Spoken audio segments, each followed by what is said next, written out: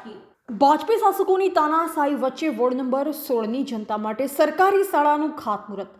Ward number 16માં આમ આદમી પાર્ટીના કોર્પોરેટરોએ મંજૂર કરાવેલ સ્કૂલનું ખાતમુહૂર્ત સ્થાનિક વિસ્તારના લોકોની હાજરીમાં કરવાનું હતું, તો ત્યાં ભાજપી શાસકોને પેટમાં તેલ રેડાતા સુરત મહાનગરપાલિકાના અધિકારીઓ અને પોલીસે આ ખાતમુહૂર્ત અટકાવવા મોકલ્યા અને આમ આદમી પાર્ટીના કોર્પોરેટર અને તે વિસ્તારના લોકોને પોલીસ પાસે ડિટેન કરાવડાવ્યા। આમ આદમી પાર્ટીના વિસ્તારના લોકોએ ખોબલે ખોબલે મત આપી સુરત મહાનગરપાલિકામાં બેસાડ્યા છે, ત્યારે અમે જનતાના કામ કરીએ એમાં પણ આ અહંકારી ભાજપી શાસકોના પેટમાં તેલ રેડાય છે, એટલે જ પોલીસનો દુરુપયોગ કરી તાનાશાહી કરવામાં આવે છે।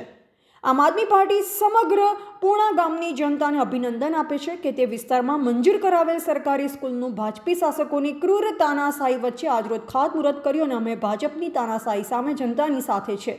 પૂર્ણા ગામના બાળકો માટે વધુ એક સરકારી શાળા મળશે। એવા કલ્પેશ લાઠિયા, સંબંધ ભારત ન્યૂઝ, સુરત।